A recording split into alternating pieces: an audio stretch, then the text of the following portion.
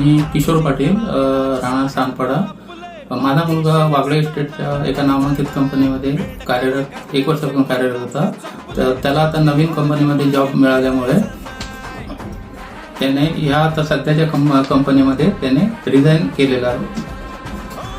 परंतु माझ्या मुलाने वारंवार विचारणा करूनही कंपनीचे कोणतेही प्रतिसाद देत नव्हते. त्यामुळे मी ठाण्याच्या मनसेचे अविनाश जाधव साहेब यांचं नाव मी ऐकून होतो. तर मी त्यांच्यासोबत कॉन्टॅक्ट केला.